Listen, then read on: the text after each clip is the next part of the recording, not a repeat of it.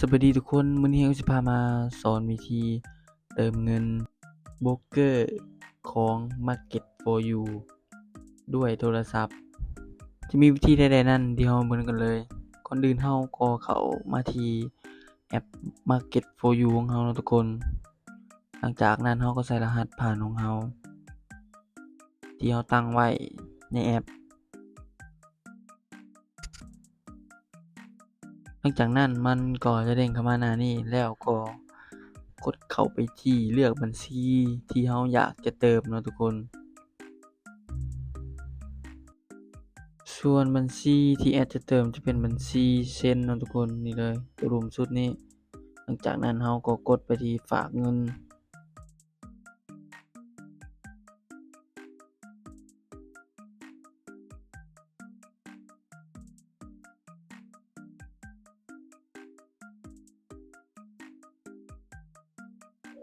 หลังจากนั้นก็จะเข้ามาสู่หน้านี้ แล้วเราก็จะเลือกผ่านธนาคารบัญชีออฟไลน์เนาะทุกคนตัวที่2นี่เลย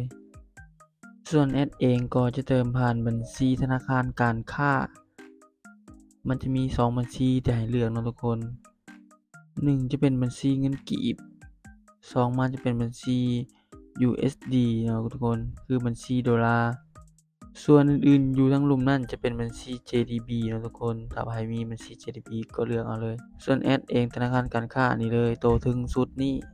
แล้วก็ติ๊กเอาให้ขึ้นตัวสีเขียวหลังจากนั้นก็กดดำเนินต่อ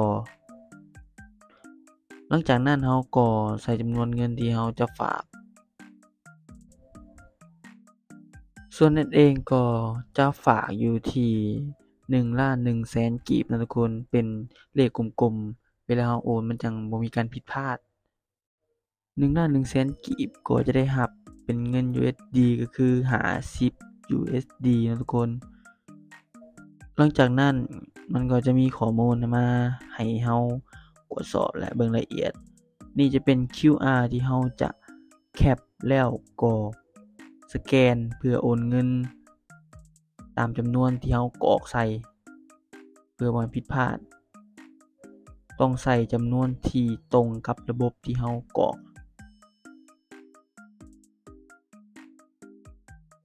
เมื่อเราแคปรูปภาพเรียบร้อยแล้วต่อมาเราก็จะมาเข้า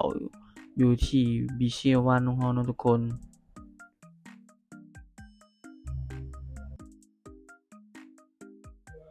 นี่เลยจำนวนที่แอดกรอกใส่ข้อมูลแล้วเราก็ใส่ตามจำนวนที่เราจะโอนนั้น 1,100,000 กีบหลังจากนั้นเราก็กดโอนแล้วเราก็แคปไว้เพื่อว่าจะนำมาใส่บนที่อัปโหลดรูปภาพนี่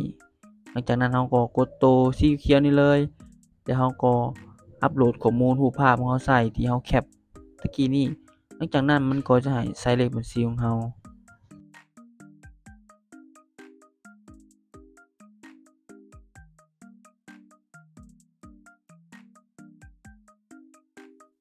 นี่เลยทุกคนบนให้ใส่เลขบัญชีก็คืออยู่ที่หลุมตัวสแกนนี่เลยนี่ที่แอดใส่ตัวนี้เป็นเลขบัญชีของเราเองหลังจากนั้นเราก็กดดำเนินการต่อไปอย่าลืมหมายติ๊กเอาตัวทั้งหลุมนี้นะทุกคนหมายติ๊กแล้วก็กดดำเนินต่อไป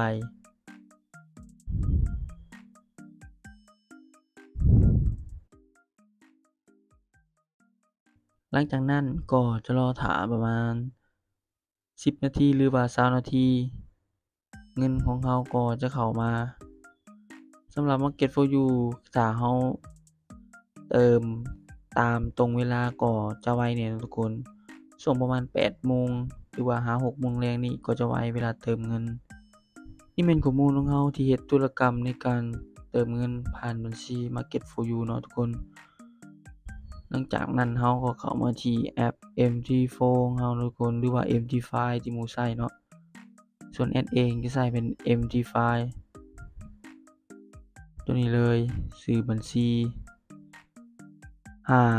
เหรียญก็จะเป็นบัญชีเซ็นก็จะถึกอยู่ประมาณ 5,000 เหรียญเนาะทุกคนที่แอดเปิดบัญชีเส้นนี้ก็เพื่อการบริหารมันจะง่ายทุกคน เวลาคำนวณหลอดอิหยังก็จะสะดวก เดี๋ยวแอดจะมาลองเทรดให้เบิ่งคร่าวๆเนาะทุกคน วิธีคำนวณความเสี่ยงก็จะง่ายสำหรับ MT5 นี่ เพราะว่าเราจะกดเข้าไปที่เลือกใส่ราคาแล้วก็เราจะตั้ง SL และ Stop Loss มันจะแจ้งราคาให้เลยว่าเราจะขาดทุนเท่าใดและเราจะ TP เท่าใดเนาะทุกคน